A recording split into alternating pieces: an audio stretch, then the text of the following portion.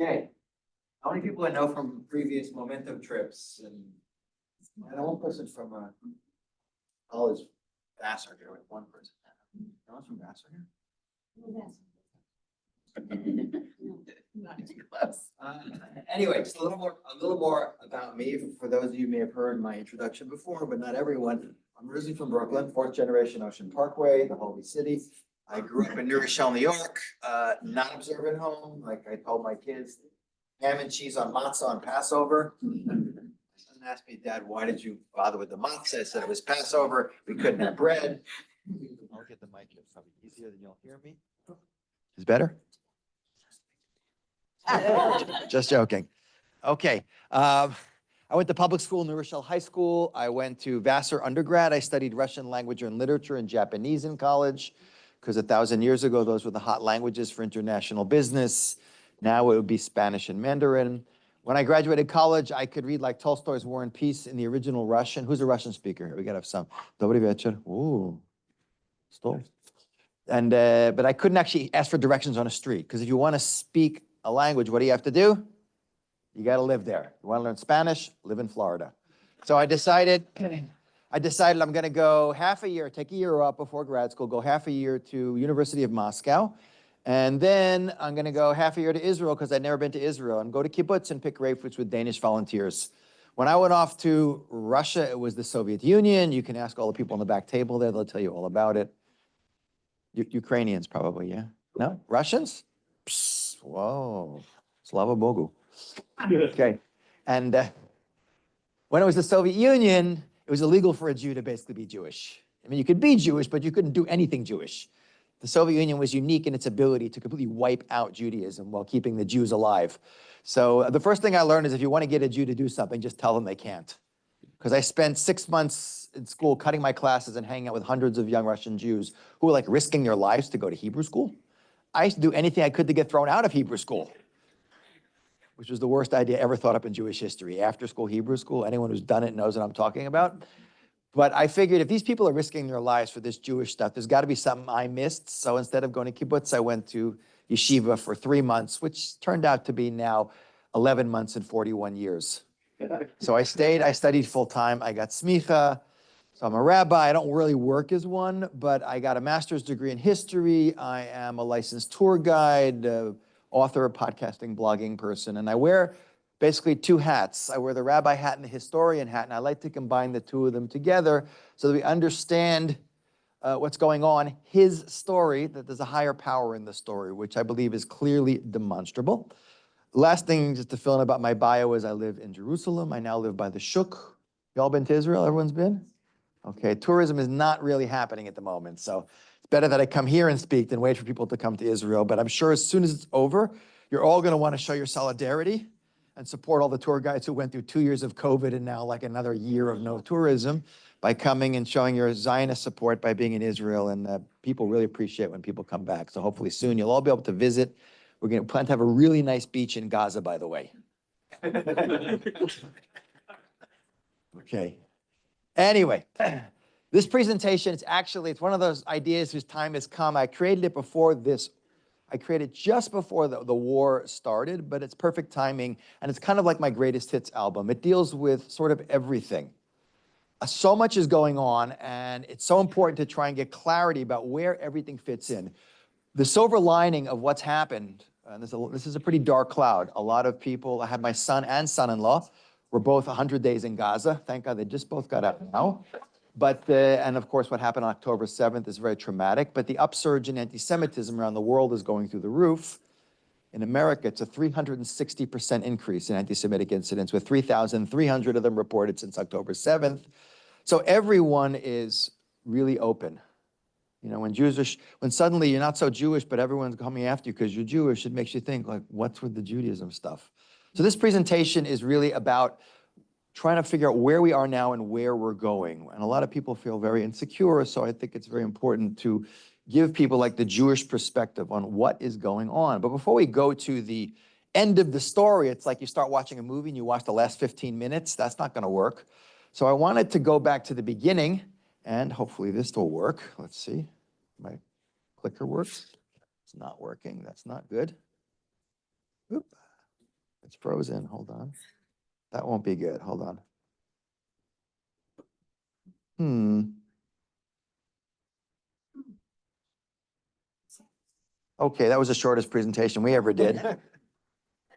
It literally is not responding to anything I do, which is very bizarre. Nope, nope. Computer freeze. Nope. Oh, there it goes. Hold on a second.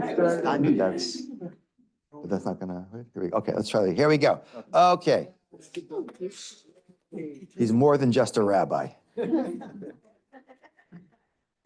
For me, quick start is asking one of my teenagers to do it. That's the quick way of doing it. Right, so let's begin at the beginning. We have to start by understanding, because it puts everything into context, what is the most important idea that we, the Jewish people, gave the world, besides guilt, bagels, junk bonds, leverage buyouts, Einstein, Marx, Freud, 22% of all the Nobel Prizes since 1901. What's the greatest Jewish contribution to civilization? Right, one God, brought to you by the Jewish people. So one God has huge implications for a lot of things. First of all, certainly in the realm of law and government and values. That, by the way, is, if you don't recognize the building, is the United States Supreme Court. And at the top of the building, there is, in the middle, Moses holding the tablets. There's no question that Western liberal democracy has been transformed by the idea of one God and one absolute standard of morality, what we call ethical monotheism. But one God also has huge implications for history, because what we understand about God, even though we don't really understand about God, because he's infinite and we're finite, is we like to define God as the creator, sustainer, and supervisor. He knows and controls everything, which means there's nothing happening in the universe that isn't under the constant, continuous supervision and control of an infinite intelligence, from the cosmic to the quantum, which means everything happening on this little teeny speck in the vast universe that we call the planet Earth is part of a controlled process leading to a destination. We're all in a story. So it's really important before we go to the end of the story, which is where we are approaching, to understand the beginning. You know, like you want to do the previous episodes when you're watching like a series on TV, it gives you like the 2-minute overview of what you missed in case you missed it before. So let's rewind to get the background. And like I say, there's a great quote from Winston Churchill. You know, the longer that you look back, the further you can see forward. So it's only by having the perspective of where we came from do we understand where and why we're going to today. So let's begin by looking at the very beginning, some Jewish world understanding 101. So first of all, when does time start in Judaism? Anyone know? We start keeping time from? Today we use a calendar, 2024 years from what event? No, 2024 is, no, what? Yeah, birth of Jesus. Now, he may have been a nice Jewish boy. We're not going to go into that class today, but we don't start our calendar from him. When do we start keeping time from in Judaism? Okay. Man, that was so gender specific. Oh my God. Can't say that. Humans. I went to Vassar. They used to say things like, when God created man, she was only joking. Or what did God say when she created man? I can do better than that. So we'll say creation of human beings. But time starts on day 1, but we start keeping time from day 6. What's the lesson we learn from the fact that we start from day 6 and not day 1? Like a Hollywood movie producer, you don't start filming the movie until when? The actors come on the set, right, exactly. The lesson we learn from that, God spends a huge amount of time in the pre-production of setting up the stage, but we don't start filming until we come on the set, just like the director doesn't start filming until the actors show up. The lesson we learn from that is the focus of creation is us. That's a fundamental point. Us, I mean humanity. The focus of creation might be us, but then the question is, what's the purpose of creation? This is the biggest question there is. I ask this to thousands of people a year. It's shocking how few people can give me an answer. Us. When I ask, well, no, that's the focus of creation is us. What's the purpose? So when I ask people, when I ask religious Jews, they generally will give me one of 2 answers. We are here to serve God, or we're here to, especially if you ask a guy's yeshiva, we're here to learn Torah and do mitzvahs.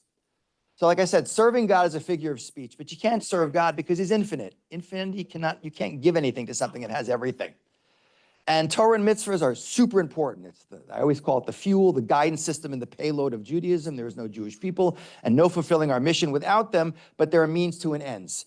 Judaism teaches the purpose of being a human being is pleasure.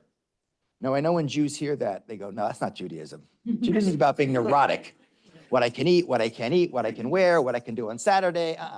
We're confused. We think that pain and pleasure are opposite of each other, but they actually go together.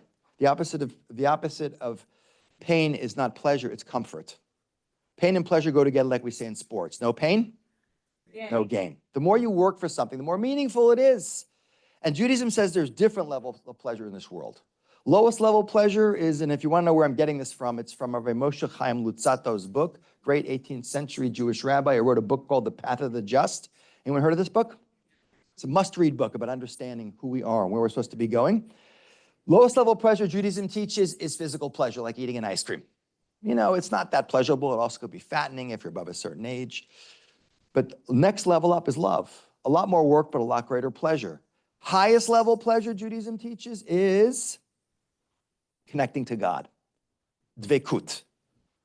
Your soul connecting without what this world that blocks it, the infinite light. As Rabbi Luzzatto says, behold, what our sages of blessed memory have taught us is that man was created solely to delight in God and to derive pleasure from the radiance of the Shekhinah. For this is the true delight and the greatest pleasure that can possibly exist. And this was really the purpose of creation. God creates us so that he can give to us, since he needs nothing from us. He puts us in a perfect environment, and we hang out for the rest of time, like in the garden, having pleasure.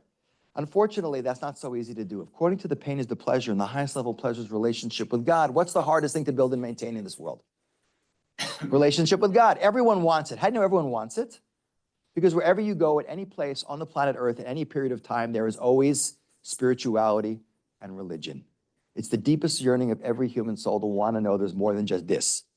But no one wants to work for it. It's like, I want to look great. I want to have 8-pack abs. I don't want to exercise and diet. I want to eat junk food, play on my phone all day, and buy that little battery pack with electrodes that vibrates your abdominal muscles. It doesn't work.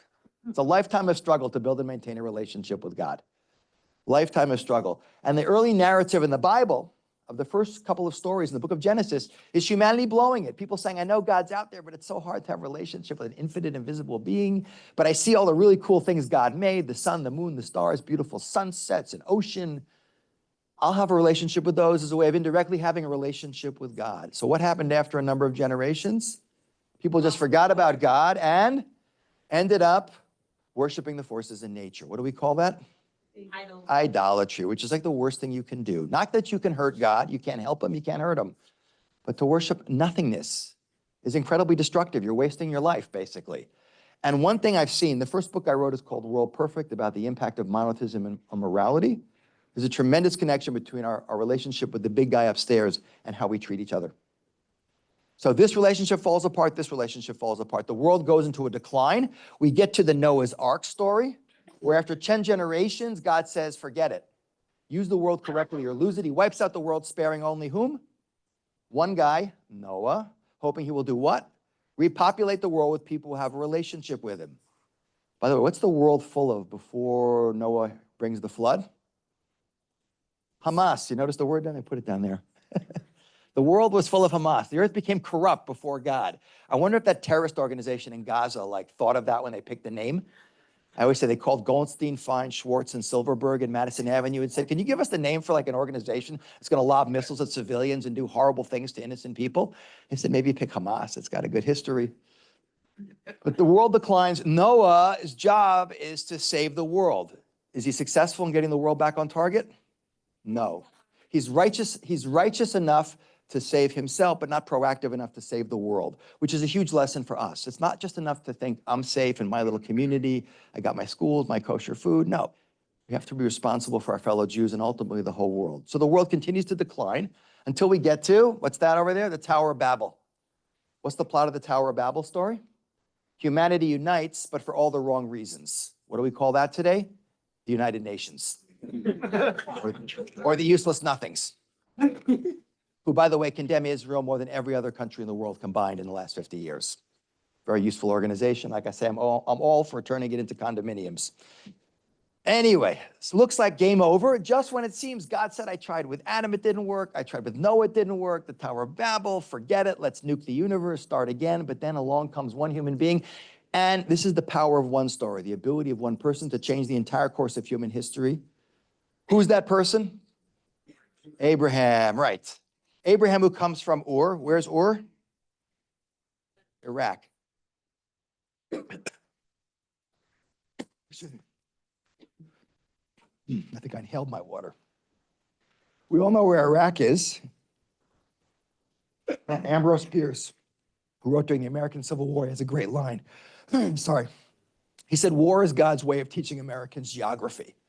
So now we can all find Iraq on a map. But out of Iraq, almost 4,000 years ago, comes one man who's great for two reasons. In a world that has totally lost connection with God, Abraham is a radically transformative, free-thinking super genius who's able to think outside the box and connect to an infinite and invisible being. But imagine being the only person in the world to believe in something that no one could comprehend, and most people will kill you for even saying. The greatness of Abraham is not just his ability to think outside the box, but to be totally committed. He says, I want truth regardless of consequences. I will live and if necessary die for the reality of God. Not that God needs us to die for him. We don't do anything for God. But Abraham recognizes without relationship with him, we're doomed, we're gonna eat each other alive. So he dedicates himself to a unique mission, which will become the national historic mission of the Jewish people. You guys should have chosen people. If you're Jewish, you gotta be able to explain this to people. How I explain chosen people simply is Abraham says to God, I choose you, God. I and my descendants, I choose for them to have a unique, to be the people whose job it is to connect humanity to you and teach the world about the values that come from relationship with you. And God says back to Abraham, you're choosing me, Abraham, I choose you back. You and your descendants, us, the Jewish people. What are we chosen for? We're not chosen for privilege. We're chosen for responsibility. What's the responsibility? Well, the word the Jewish Jews love to overuse, misuse completely is tikkun olam. It's almost become the watchword. It's replaced like Shema Yisrael in some circles of the Jewish world. Fix the world, which is a noble cause. Beats the heck out of save the whales. But the job of being Jewish, the real quote, by the way, is this one. Litakein olam b'malchut shakai. To perfect the world under the kingdom of God. To connect humanity back to the purpose of creation. That is the national historic responsibility of the Jewish people. But our real job in this world is Kiddush Hashem. You guys heard the word Kiddush Hashem, which we often associate with these great stories of martyrdom, like the famous Rabbi Akiva's story when the Romans skin him alive from his feet to his forehead for publicly teaching Torah. That's called dying al Kiddush Hashem. We don't have to do such dramatic acts. Kiddush Hashem is anything we do as Jews which reflects well on the Jewish people and therefore reflects well on God and therefore brings the world closer to God. That's what it's all about. You can see this is in Leviticus, which is the book of Vayikra. It says, God spoke to Moses saying, speak to the whole Israelite community and say to them, you shall be holy for I, your Lord God, am holy. Or as it says this is right before we get the Ten Commandments. This is what God's giving us our mission statement before he reveals himself to the Jewish people. He says, now then, if you'll obey me faithfully and keep my commandments, you shall be my treasured possession among all the peoples. Indeed, all the earth is mine, but you shall be a kingdom of priests and a holy nation. Any Kohanim here? Must be some. So Kohanim, if you know the laws, are like, they're on a higher level. They have more restrictions, things they can and cannot do. They can't come in contact with dead bodies. They have to remain spiritually pure. We are humanity's priests. Our job is to maintain our unique identity, but to act as a conduit to connect humanity to God when all the other people who came before and tried were not successful doing it. So now we have a new plot rewrite. The original plot was, humanity returns to God. The original plot was humanity hangs out in the garden building a relationship with God, but they fumbled the ball. Now the Jewish people come along, and our job is to be that light to nations, to re-illuminate the world. The statement comes from Isaiah, by the way, the famous light to nations quote, which you see right here. I, God, in my grace have summoned you and have grasped you by your hand, and I created you and appointed you a covenant of people, a light to nations. The way I like to say it, I'm really dating myself. You have to be above a certain age. Remember that show, The Mod Squad? It's like this cutting edge. Now it's so dated. Oh my God. It was like the police show with detectives, and there was a white guy and a girl and a black guy with a big afro, and it was so cool and progressive. We're the God Squad. We are the messengers of meaning. That has been the sole responsibility of the Jewish people throughout history, is to reconnect humanity to God, the ultimate light, and to teach values to the world and elevate the world to the highest moral, spiritual level humanly possible. So now we have what's called the plot rewrite. The original plot was humanity hangs out in the garden building a relationship with God, but they fumbled the ball. use an NFL analogy, and we picked it up and ran with it. So the new plot is humanity returns to God with the Jewish people leading the way. This is not just the plot of Jewish history, it's the plot of all of human history. Humanity returns to God, Jewish people lead the way. So I was saying this years ago in a class, and a guy raised his hand. He goes, wait, Rabbi, excuse me, how many people are in the world? What's the world's population? 8 billion, 8 billion, 8 billion people, 8 billion people. And he said, Rabbi, how many Jews are in the world? People think there are a lot more than there really are because we're spread out all over the place and kind of loud and overaccomplished. But about 14, 15 million Jews. So what percentage of the world is Jewish? 0.2% of the world is Jewish. So he said, Rabbi, you're telling me Jews aren't even 1% of the world's population, but the plot of human history is humanity returns to God, Jewish people lead the way. Aren't you being a little bit arrogant and self-centered? So I told him, I said, you know, you're asking a good question, and I'll demonstrate that this is, in fact, provable reality. There's a British lord by the name of Bolingbroke, who actually didn't like Jews very much, but he had some very witty things to say. He lived primarily in the 18th century, and he has one of my favorite quotes about history. He said, history is philosophy with examples. Think about it. You can talk about ideas theoretically, but run them through the laboratory of history and see how they work out. Just one good example. We have some people from the former Soviet Union here. 100 years ago, a communist and a capitalist could have argued about which economic system was destined to be successful, as communism believing that human nature and deterministic economic principles would lead the world to a worker's paradise. We run that through 100 years of human history. What do we see? Communism isn't perfect, but boy, is it working a lot better than, capitalism isn't perfect, but boy, it's working a lot better than communism, which has proven to be the most destructive political ideology of all of human history, causing the estimated death of 100 million people in the last century.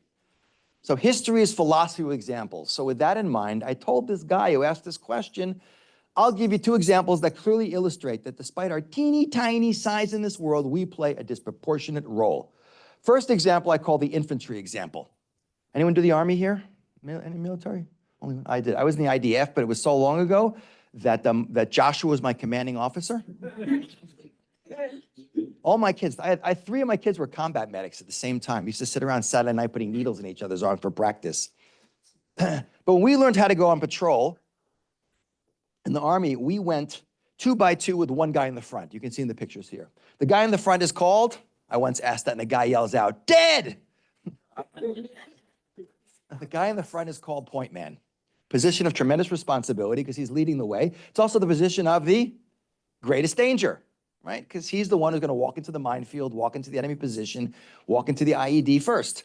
When humanity fumbled the ball, we picked up and ran with it. We became the point nation of history. And I hate to do it, I'm going to get to this later, so I'm not going to go into it really now. But what I'm showing you now, you see the image here, the point person, is that analogy, is the understanding of what drives all of anti-Semitism, of us always being out in front and we always take it first on the chin, the Jewish people. It starts with us and it spreads to other people. Boy, you see that now with our Muslim friends doing it, right? We're the first target. What do the Iranians call Israel? Besides a cancer, the little Satan.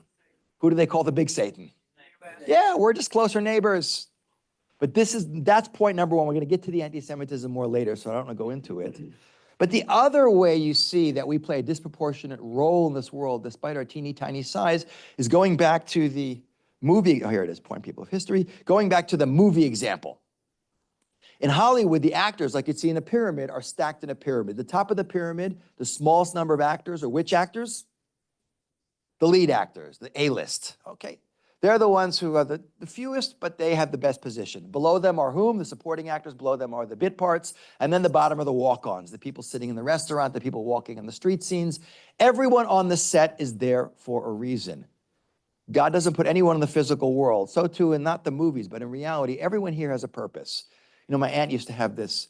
You ever notice the refrigerator is like the smartest appliance in your house? All the wisdom and the important magnets and information are on your fridge.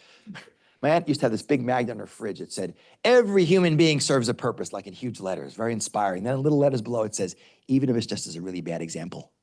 I think some people are here to demonstrate what not to be. But everyone's on the set for a reason. Now, to be an A-list actor in Hollywood is pretty cool. You make a lot of money, everyone loves you. What's the downside? Paparazzi. You have no private life. People magazine, you name it. When we chose to be the lead actors, not in Hollywood escapist movies, but in his story, we don't get the fame and the fortune like they get in Hollywood, but boy, do we get the paparazzi. Like, Charles Krauthammer said it the best. He said, Jews is news.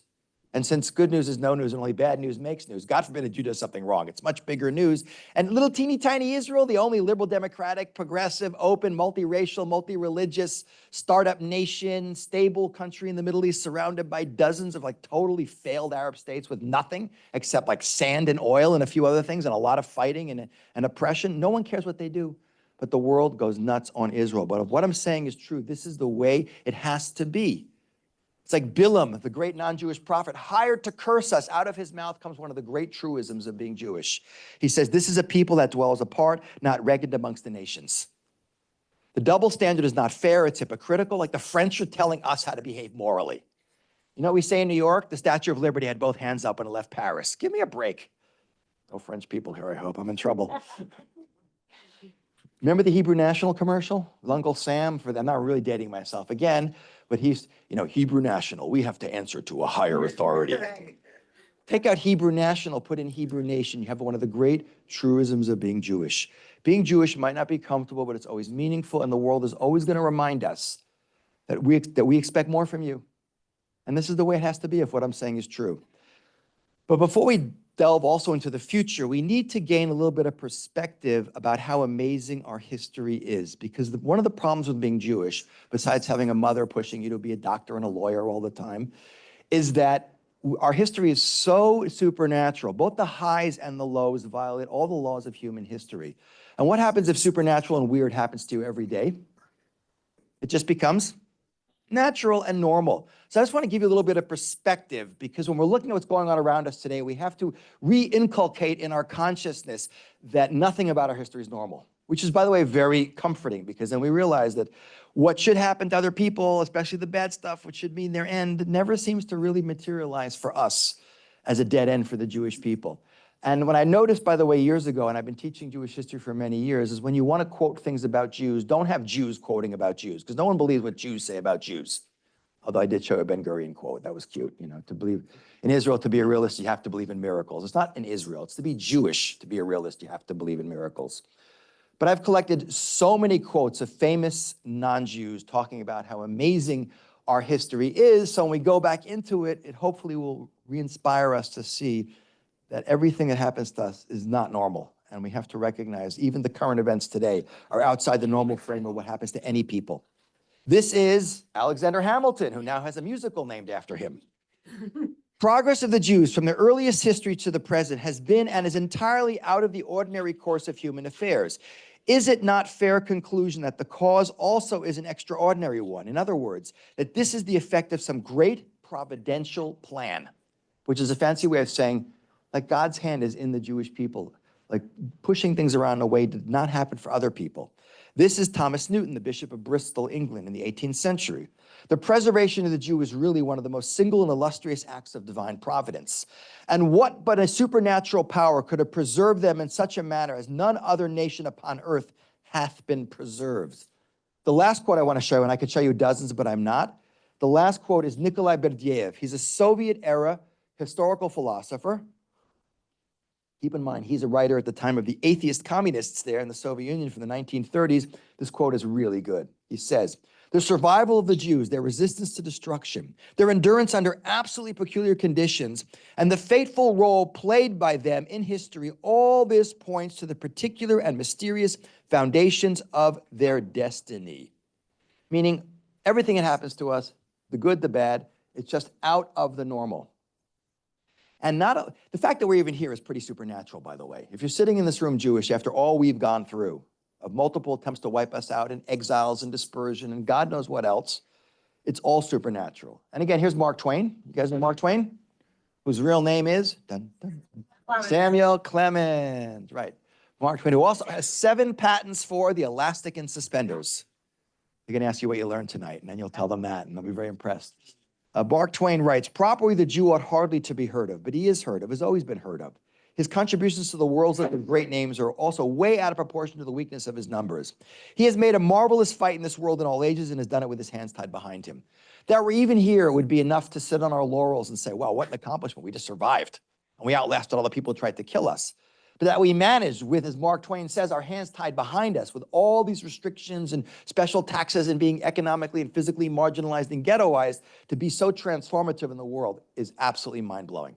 But again, we think it's like normal. Of course, we Jews are always going to be doing stuff. The way I always say it, by the way, you ever heard the expression, they won the battles but lost the war? We did the opposite. We lost pretty much all the battles except for Hanukkah. Remember that joke about a summary of all Jewish holidays? They tried to kill us, we won, let's eat. A summary of all Jewish fast days. They tried to kill us, they won, let's fast.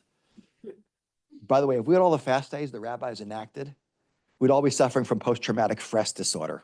You know what fressing means? It's my original line, you can use it. But seriously, we have so many fast days for so many tragedies, but the Jews can't go for that many days without eating. Muslims can go 30 days on Ramadan, but we wouldn't survive. So they condensed them all together and reduced them. But we literally lost so many battles, went through so much, but what war did we win? Okay, 67 war, not those wars. What war did we win? We literally transformed the world against all odds. This is Seneca, the famous Roman historian writer from the 1st century. He's talking about us, and all the Roman writers and historians hate Jews. This abominable nation has succeeded in spreading its customs throughout all the lands. The conquered have given their laws to the conquerors. Woo. And what do? Despite being exiled and dispersed, we managed to literally wean. Today, there are billions of people in this world whose ancestors used to be a bunch of amoral polytheists. And now, but out of Judaism will come what? 2 offshoot faiths that will convert billions of people to a worldview that is essentially Jewish. Who are we talking about? Christians and Muslims. That's the greatest spiritual revolution in human history, coming from the most oppressed people of all time. That's pretty unbelievable. The only problem with that today is these 2 offshoot faiths now think they've replaced us, but that's a separate presentation. But the real big impact, especially in modern times, is more even than religion has been what? In politics. What's the fastest growing form of government in the last 200 years? Modern liberal democracy, which may take its name from the Greeks. Democracy is a Greek word. But the foundational principles are clearly coming from the Bible and the Jewish people. Here's John Adams. You know that guy, 2nd president? He says, I will insist the Hebrews have done more to civilize men than any other nation. If I'm an atheist and believed in blind eternal fate, I should still believe that fate had ordained the Jews to be the most essential instrument for civilizing the nations. If I'm an atheist of another sect, I should still believe that chance had ordered the Jews to preserve and propagate to all mankind the doctrine of a supreme, intelligent, wise, almighty sovereign of the universe, which I believe to be the great essential principle of all morality and consequently of all civilization. That's highest accolade from a founding father. I would definitely vote for him if he were running today. Look at what Paul Johnson, the late great Paul Johnson, who just passed away last year, who wrote the book, The History of the Jews, says. The Jewish vision became the prototype for many similar designs for humanity, both divine and man-made. The Jews therefore stand at the center of the perennial attempt to give human life the dignity of a purpose. And there is no question that the essential, in the words of Paul Johnson, the basic moral furniture of the human mind, of value of life, of peace, equal justice, proactive social responsibility, all come from Judaism and the Torah.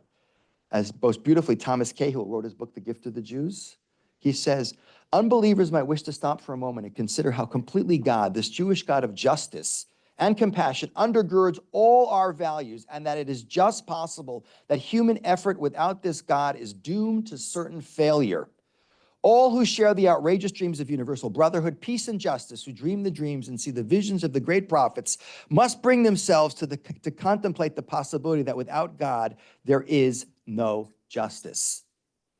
So for people who shouldn't even be in this world, so persecuted, that we have so transformed the world in ways that are far greater than the greatest empires, we're basically the greatest civilizing force in human history.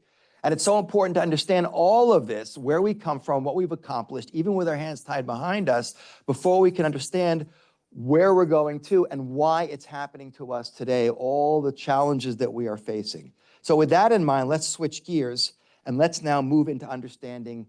Now that we understand what the plot of the story is, which is, relationship with God and our unique role to be the people who do that, we now need to talk about the time frame. Like, how long does the story take?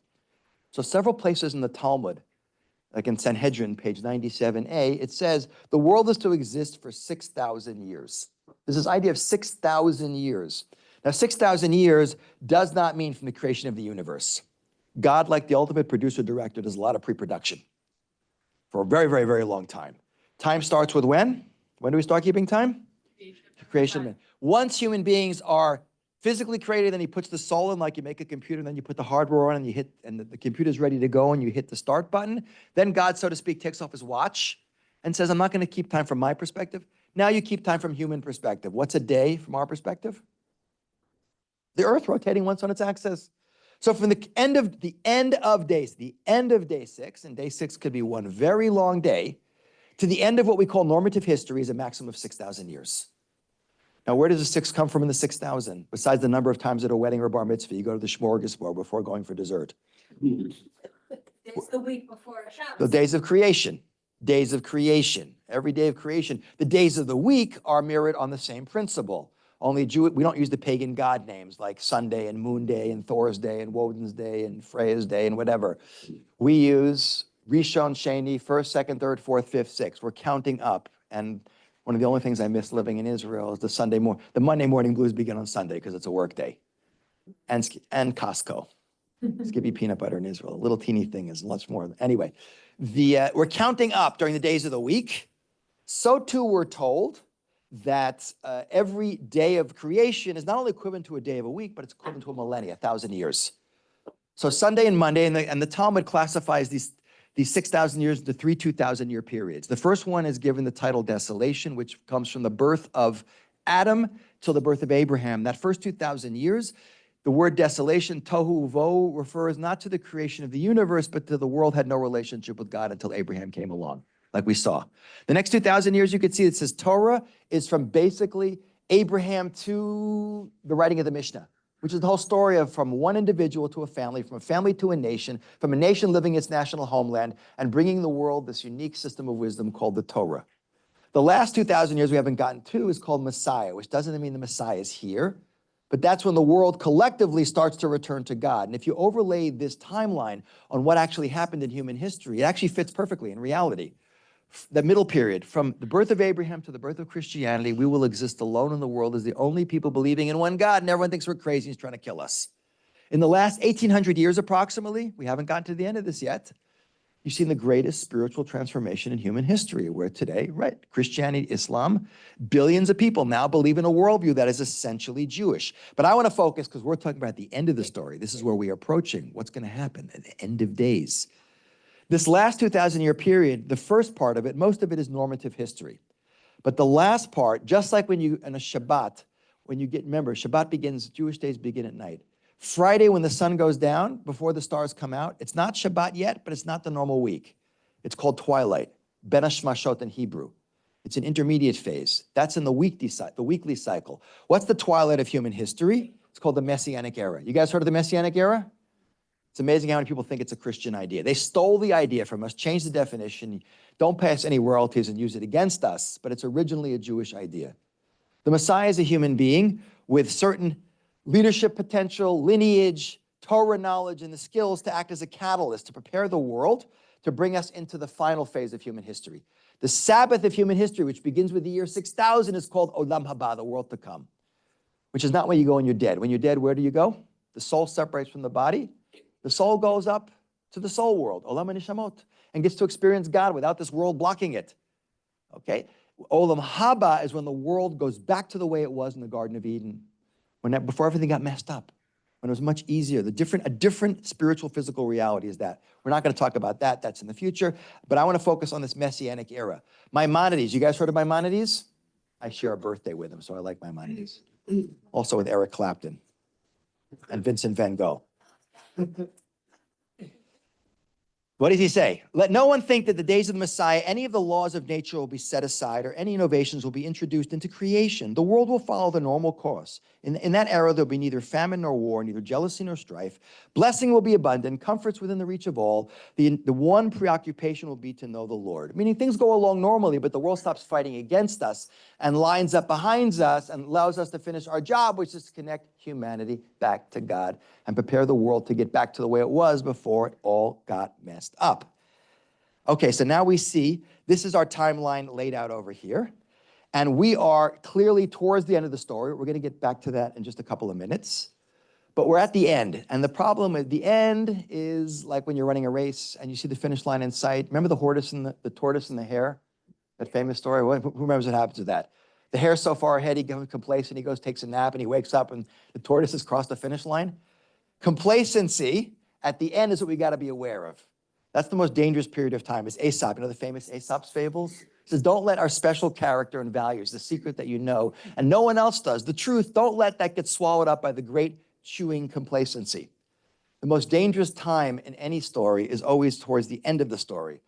The last book I wrote is called Destiny, and I noticed, because I love these epic Hollywood movies like Lord of the Rings and Harry Potter and The Matrix and Star Wars, that they all have the same story beats. You guys know the hero's journey, you know, in movies? There's always a journey the hero takes. But the story beats, pick any of these movies and run them through your head. Remember, the world is okay, and then it goes into a period of darkness, and some very large, nefarious force, be it like Darth Vader in the Empire, or be it like Voldemort, or whatever you want to think of, kind of like is controlling the world. There's a little superhero, right? He doesn't even know he's a superhero. He doesn't even want his job, but his role in history is way too important. He can't escape his destiny. He's thrown into a series of confrontations with the bad guy, right? Which he should have lost many times over. Sometimes he barely escapes. All his strengths come out, but when's the final showdown take place? I just gave it away. What's the final showdown take place? At the end. The greatest danger, the greatest potential to finally finish the job is at the end, but it's also the greatest danger to the protagonist. By the way, if you take those story beats and you put Jewish history in there, you see that Jewish history follows all the same story. We are collectively the protagonist. We are the Luke Skywalker, we're the Frodo Baggins, we're the Harry Potter of human history in real life. But the end is where we have to really be careful, because it's at the end when evil and the forces that oppose us are going to come out and threaten us with the greatest danger. And now I want to really focus in on understanding what's going on now, what's with Gaza, what's with the Arab world, what's with the world lining up against us, look at the insanity of the world. Just one more quote before we go into some Kabbalistic and mystical sources. This is Rabbi Elchanan Wasserman, who was a great European rabbi who was murdered by the Nazis in 1941. He never lived to see the birth of Israel. But look what he says. If we wish to comprehend the nature of events in our lives, we must seek out those verses and teachings of the rabbis which relate to the period preceding the Messiah. That is the transitional period between the end of exile and the redemption. If we compare what is written to the events taking place, we will see a mirror image of everything that is happening to us. Everything mentioned in the Torah becomes concrete fact, and conversely, nothing is happening that was not predicted by the Torah in advance. So he says it's all out there. You just got to know where to look to see what's going to happen next. So let's now look at it a little bit and jump into a few really interesting sources. First is Reb Chaim Vital. Reb Chaim Vital was the main student of Rabbi Isaac Luria. Anyone been to Sfat? So Isaac Luria, who after the expulsion from Spain, Sfat was the center of the Jewish world in Israel, and also Kabbalah capital of the world until today. It's like the Kabbalah center. The Ari was a very brilliant rabbi and mystic who never wrote anything down. His main student recorded his teachings in a book called Eitz Hadas, the Tree of Knowledge. And look what he writes. At the end of days, Israel is destined to experience the Ishmaelite exile. This fifth and last exile will be the most difficult of all. It is the exile of Ishmael. So who are Ishmaelites? Arabs. Okay, by the way, they agree with that. It's one of the few things they do agree with us on. And they don't eat pork. We agree with that also. But what's the fifth and last? What are the other four exiles? If you read the book of Daniel, which is one of the hardest books to read, he talks about not so much literally exiles, but the four great oppressors of the Jewish people in the ancient world thousands of years ago: Babylon, Persia, Greece, and Rome. This is a new thing. These were the guys who really gave us hell thousands of years ago. They're bringing in a new idea that's modern, basically, from the last 500 years. There's going to be a fifth and final one that's going to somehow be led by the Arabs/Islam. I mean, let's be clear on this. Almost all Arabs are Muslims, but most Muslims aren't Arabs. You guys know that, right? What's the largest Islamic nation in the world? Some people think it's France. Not yet. Indonesia. They're not Arabs. Turks aren't Arabs. Persians aren't Arabs, you know. But the Islam, which comes from the Arab mind, it's a product. You adopt it, you get kind of the Ishmaelite veneer over you on top. So it's the Islamic offensive against the Jewish people. This is, the quote here is from Zechariah, who's one of the last prophets of the Hebrew Bible from 2,500 years ago. He and the prophet Ezekiel talk about the final showdown of good and evil, which is always mirrored by Hollywood movies, which is called the Wars of Gog and Magog. You guys heard of this? It's when all the nations of the world line up to come after us. It's really wild. It says, the prophecy of the word of Hashem concerning Israel. Behold, I am making Jerusalem a cup of poison for all the peoples all around, and all the nations of the world will gather against it. So the whole world comes against the Jewish people, and the focus is on Jerusalem. You guys know the book, the Zohar? The Zohar is written, Jewish tradition says, by a famous rabbi, Rabbi Shimon Bar Yochai, almost 2,000 years ago, while hiding in a cave from the Romans. It's a very profound commentary on the 5 books of Moses, full of mystical significance. He says, the children of Ishmael are destined at that time, which means at this time, towards the end of the story, to incite all the nations of the world to come to Jerusalem together with them. As it is written, he quotes Zechariah, I will gather all the nations to Jerusalem for war. Meaning the tip of the spear will be the Islamic world, and the rest of the world will line up behind it to come after us. But why are they doing that? So Rabbi Moshe Cordovero, who's a contemporary of Rabbi Chaim Vital, and the Ari, who lived in Sfat in the 16th century, a great mystical thinker, he writes in his commentary on the Zohar, look what he said, this is over 500 years ago. All the nations will ready themselves against Jerusalem and make peace amongst themselves. They will turn against Israel to annihilate it for having established its own government. It will be a time of distress for Jacob, yet they will not collapse but be saved from their distress. So in a final attempt to stop Israel from coming back from exile and reestablishing a state and fulfilling our mission collectively as a nation, which Abraham chose for us thousands of years ago, there's going to be one final desperate attempt of our enemies to stop this, and it's going to be spearheaded by Islam, by the Muslim world. And we see, by the way, the focus of attention now is on Israel. Now I don't need to explain this to you because everyone sees it now, but I made this before. You can see a chart of anti-Semitic ideology, attitudes in the world. But look on the right side. That's a graph showing explosions of anti-Semitism in the world. And if you could see the years below, it's a little hard to see. When are the peaks of anti-Semitism? Anyone see what they correspond to? 2009, 2014. The new one is not out yet, but what do they correspond to? What happened in 2009? What happened in 2014? Gaza wars. Gaza wars. My son was in the first one in 2009. My second son was in the second one in 2000. And he's been in the third or fourth one now, whatever it is. I lost track. What is that telling us, by the way? Don't get distracted by thinking this has anything to do with the Palestinian issue. No, no, no, no, no. This is anti-Semitism just hiding behind yet another excuse in human history. And you can see that all the anti-Semites, and again, I made all this before the war started, they're just coming out of the woodwork. None of these signs are from the last 3 months, like the Hitler, you were right kind of stuff and turning the 6 lines of a Star of David into a swastika. Is anything more perverse than that?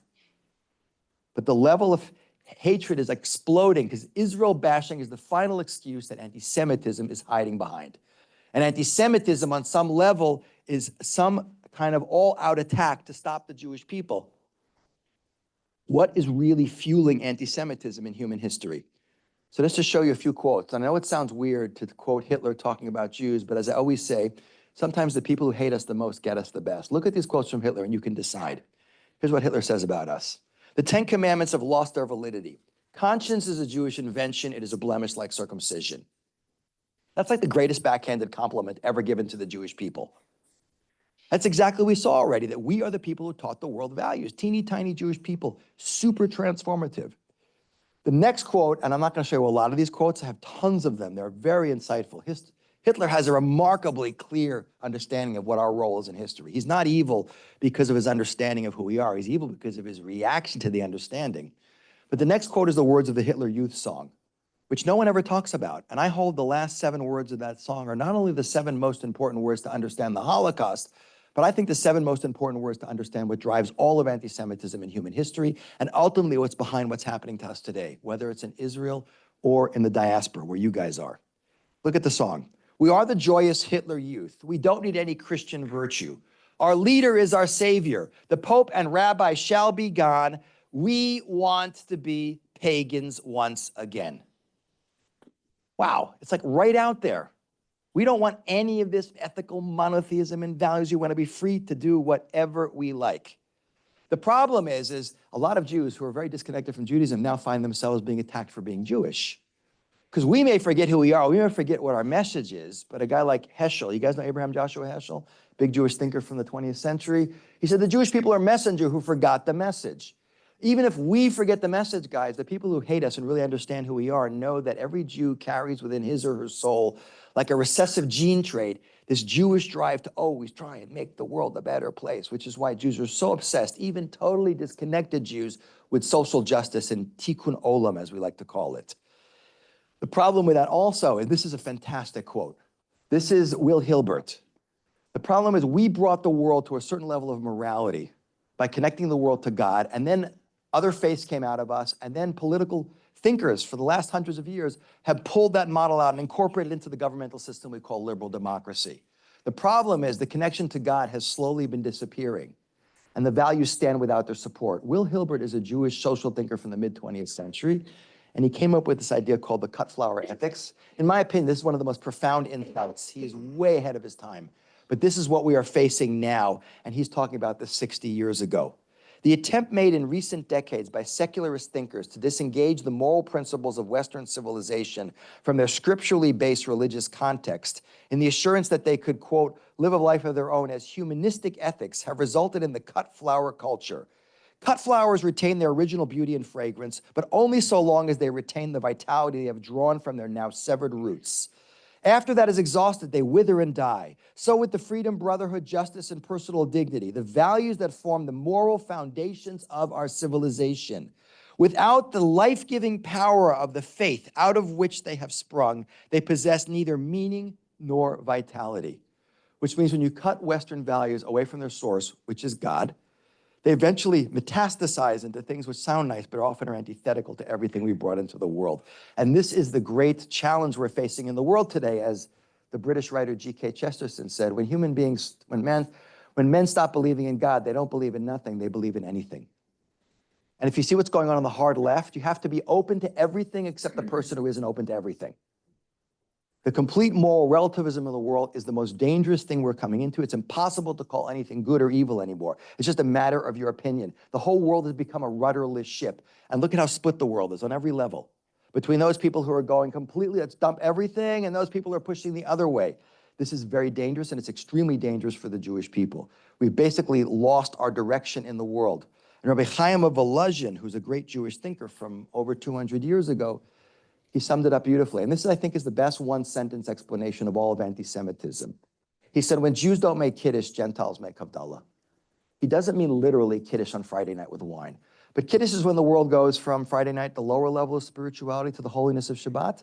And then at the end of Shabbat, we go down to the lower level. When we don't fill the world as a people, individually and collectively, with the values that come from God, which have transformed the human race without any arguing, this is not a debatable point, the world will be full of the opposite values. You guys heard the law of physics that nature abhors a vacuum? Vacuums will be filled by something. If we, as the Jewish people, don't spearhead the attempt to bring these transformative civilizing values we got from God and the Bible into the world, the opposite values will come into the world. The opposite values are evil, and when evil comes into the world, it will target us first. You ever notice that? It starts with us, and then it spreads to other people. Dennis Prager and Joseph Telushkin, in their book, Why the Jews, call the Jews the canary in the coal mine. Remember miners in a mine used to bring in little birds? And Polly is more susceptible to poison gas, and if Polly keels over, get out of the mine. We're Polly, we go first.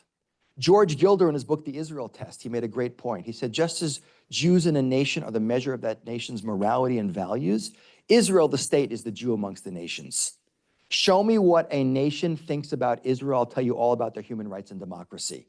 You think it's an accident that Iran, North Korea, Venezuela, Cuba hate Israel? These are the big bastions of freedom and democracy in the world. Evil will always come after us first, even if we're not aware of what we're standing for. The people who hate us are. So if we don't make truth our target, humanity's going to make the Jewish people theirs. And this is at the very front of what is going on now. And Israel being the state where half the Jews in the world live, and a very clearly defined target where you can find so many Jews in one little place the size of New Jersey, this is going to be the hyper-focus of the world and the hyper-focus of people who are warped and evil and misguided. And with, of course, a lot of people who aren't necessarily evil, but are just useful idiots who don't really know anything and are just following them because of intersectionality and all the insanity. But basically, the world's now divided. Come on, guys, has there been any more unambiguous moral battle since World War II than Israel's fighting now? Who is it not clear to who's right and who's wrong, who's good and who's evil in the struggle? But look how few people see it. This will be the equivalent of on December 8th, 1941. What happened on December 7th, 1941? Who knows their history? Pearl Harbor. Can you imagine a march down Manhattan, pro-Japanese, the day after Pearl Harbor? It took about 6 hours at the Sydney Opera House after October 7th to have a pro-Palestinian anti-Israel rally. Like 6 hours after. This is before Israel even attacked back again. But this is really Israel. We are really the defining case of where you hold in terms of your morality and your ability to live in reality is how people stand with this issue. And just to show you one more really interesting piece of prophecy about the end of days, because we're coming to the end of the class, this is from the Mishnah and Sota. The oral law does not go into prophecy. This is the only place in the entire oral law of the Mishnah that does any prophecy, but it's fantastic because it says, what's the world going to be like as we approach the end of this period of time? It says, in the times of the approach of the Messiah, impudence will increase and the high cost will pile up. Although the vine will bring forth its fruit, wine will nevertheless be expensive, which, by the way, is interesting because according to the laws of supply and demand, if you have an abundance, the price should go down. But now we have a thing called money, and what happens when you print too much of it? You have to spend more and more to get the same thing, so the price goes up. It's called inflation, which doesn't exist in the ancient world. And the monarchy shall be turned to heresy. Must be talking about Washington, D.C., I think. And there will be no one to give reproof about this. The meeting place of the sages will become a place of promiscuity. And the Galilee shall be destroyed, and the Gavlan be desolate. And the men of the borders shall go from city to seek charity, but they will find no mercy. I mean, everyone on the borders of Israel will be wandering around and dislocated, like, sounds a little bit familiar. And the wisdom of the scribes will putrefy, and people who fear sin will be held in disgust. And truth will be absent. Truth is now so absent you can argue about biological realities. That's how bad it's gotten. Forget about moral issues. The youth will shame the face of the elders. Elders will stand before minors. Normal family relations will be ruined. A son will disgrace a father. A daughter will rise up against her mother. A daughter-in-law against her mother-in-law. A man's enemies will be the members of his own household. The face of the generation will be like the face of a dog, which is a very interesting comment. A dog, anyone own a dog here? No one owns a dog here?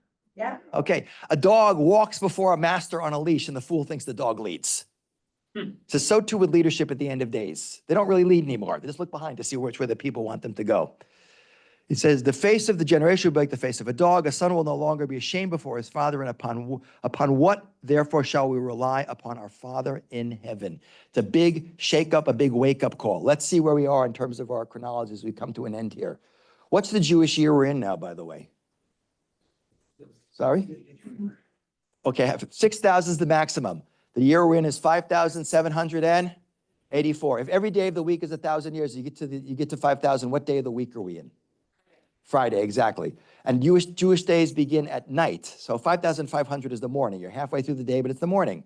5,500 is the morning. 5,750 is afternoon. 5,784, where are we?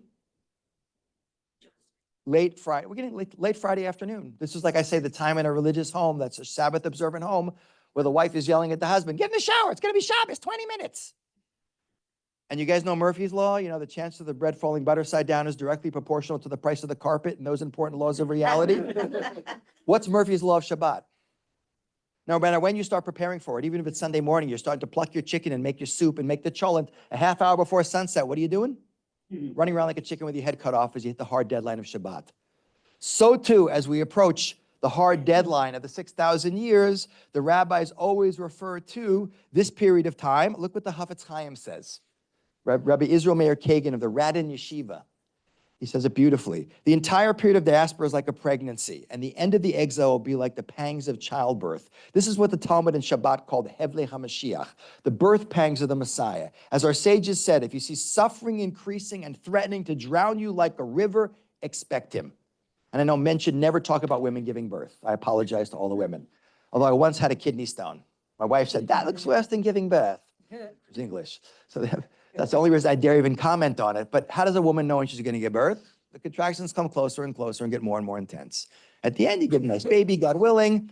But so too, when things speed up and you have boom, boom, boom, and it's getting more and more intense, and we're like the frog in the water that's being heated. We don't even know we're boiling.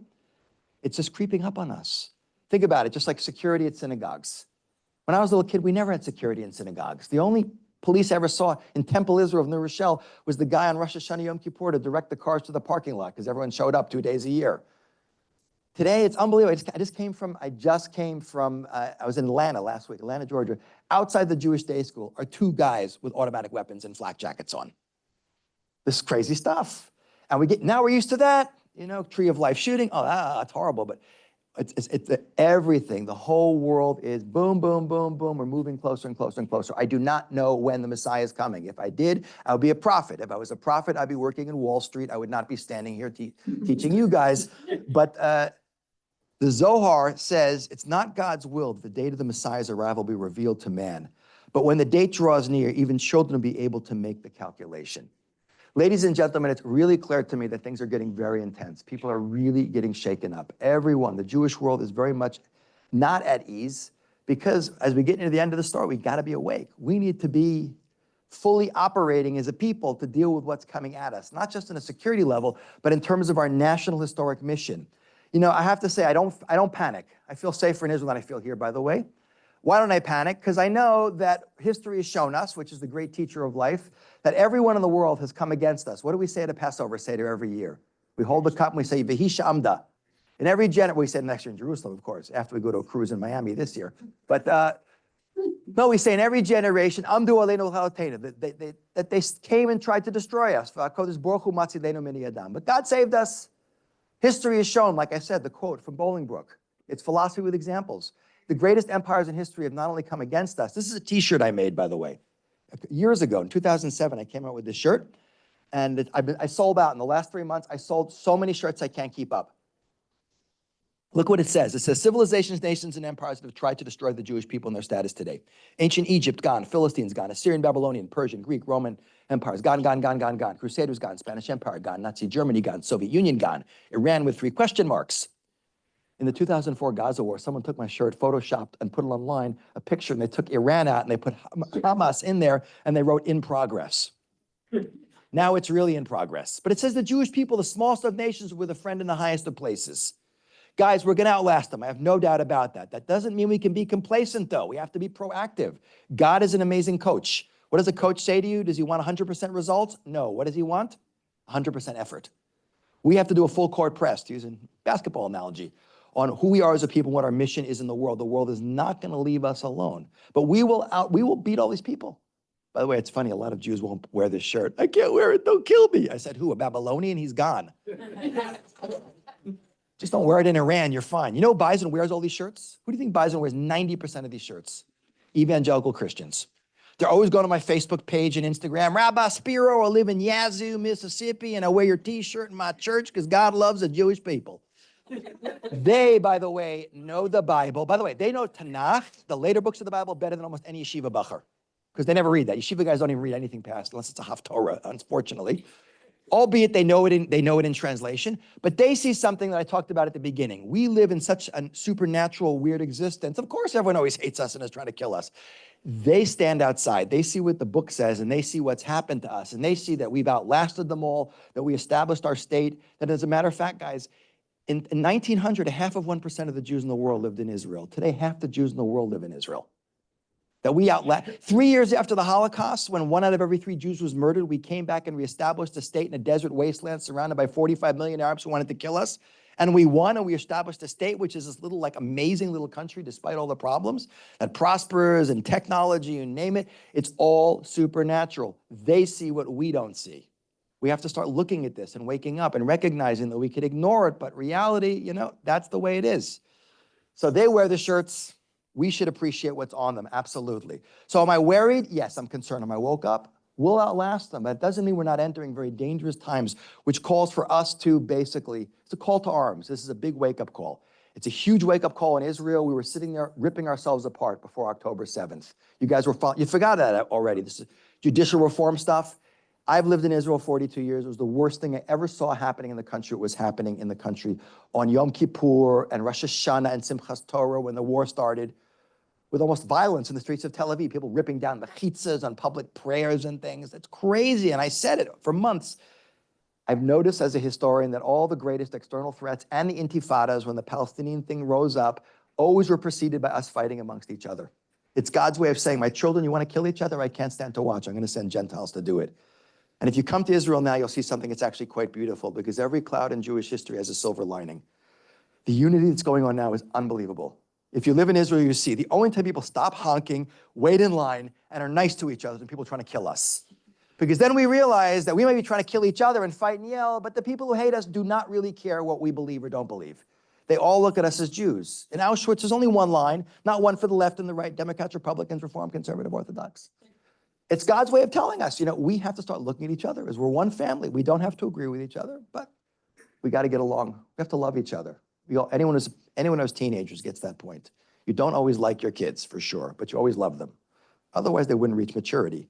But it's a huge wake-up call. So just a little bit of, just to close, last image here, here's our practical call for action. Okay, you gave me all this information. Hopefully it woke us up and we see that this is reality. What can we do with it now? Number one point is, basically, we got to be awake. Okay, as Philip Dick, I think this is great coming from an author who wrote science fiction. Philip Dick writes, reality is what continues to exist whether you believe it or not. We can ignore this, but it's going to happen anyway. So let's not go back to sleep. Number two is, we got to be truth seekers. My Rosh Hashiva, Rabbi Noach Weinberg, used to say the battle for life is the battle for sanity. The great war going on today is between people who want to live with the reality and truth and people who want to ignore it on every level. And it's so split down, it's so black and white what's going on. And we're the people who have always been into truth. And the ultimate truth comes from, relationship with the big guy upstairs. We have to be educated. Guys, you can't represent the Jewish people till you know what the Jewish people represents. Well-intended Jews without Jewish software, without the wisdom that comes from the Torah, can use their drive in all kinds of crazy ways and even do things that are destructive. The Talmud in Tractate Beitza says if Jews didn't have Torah, they'd destroy the world. If you don't believe me, ask Harvey Weinstein, Jeffrey Epstein, and a lot of other Steen people who add to the hate on top of us. Look at how misguided Jews can be very destructive people. We have to be balanced. And this is more a call to the religious Jewish world that has become so reactive and so almost, protective. You got to keep that world out. You have to be twice as careful what comes out of your mouth as what you put in your mouth. Much of the Jewish world that is not religious is obsessed with social justice warriors at the expense of any connection spiritually to their people and to God. And then a lot of the Jewish world is obsessed with being very holy and isolated while forgetting there's a responsibility to the rest of the Jewish world and the world. We have to be balanced people. We have to be united. Okay, we're all part of one big family. Okay, and this is what takes us to unite us. We don't want to be in a situation of being threatened with destruction to have us come together. And I hope when this is over that Israel not going to stay at that same level, but doesn't go back all the way down, God forbid, to where we were before. I'm sure it will not happen. I think most people got the point. Okay, we have to be focused. Okay, we have to realize, again, that we have this responsibility. If we were to focus all our energies on doing what we're supposed to do, Jews for Judaism make incredible role models for the world. And God knows the world needs some good role models. Who do we look at as role models today? Actors, actresses, athletes, musicians. Some of these people are nice, but a lot of them are really bad role models. Our job is to be humanity's role models. We have to be focused on that mission. We have to be proactive. Okay, we must constantly look for ways to inspire their people. Kiddush Hashem, we often think of these stories of Jews being martyred for their faith. Every one of us, if you identify as a Jew, especially if you wear a yidlid, a kippah, everything you do will either reflect positively or negatively on the Jewish people and therefore on God, which means every one of us every day, just by being decent human beings. Any doctors here? What's the first rule of the Hippocratic Oath? First, do no harm, okay? You don't want to do good, don't do bad. We have enough people hating us for things we didn't do. Don't give them ammunition. Okay, but then look for little things to do, because trust me, all of us doing little things can make a very big difference in this world. I call it crowdfunding Kiddush Hashem. The idea of a lot of people giving a little money. There's a great line, trifles make perfection, but perfection is no trifle. All of us being awake, being focused, looking for ways to be the God squad, to represent God in a good way, and looking for little things, whether it's saying hello and smiling and doing things that are just basic things of being a human being, can collectively make a huge difference in the world. And guys, I'm telling you, the world's not going to leave us alone until we do this. And I know it sounds like the impossible dream, but if you're sitting in this room Jewish today, you are living proof of the supernatural. And at this time, that is the big, powerful wake-up call. And if we could just keep this focus in our brains and not go back to sleep, we will get there. This is, again, I read this before, I want to end with this quote. This is what God says to us right before he gives us the Torah at Mount Sinai. And this is really our mission statement in the world. Now then, if you'll obey me faithfully and keep my commandments, you shall be my treasured possession among all the people. Indeed, all the earth is mine, but you shall be to me a kingdom of priests and a holy nation. So let's hope we live up to that responsibility and create the nation that's a light to nations. And then we get to the end of this story as quickly as painlessly as possible. We get an end to Israel bashing. We get the hostages freed. The soldiers come home safe. We get to have an end to anti-Semitism, and then we get the peace that the whole world wants. Let's hope we merit to see that soon and in our days. And thank you very, very much.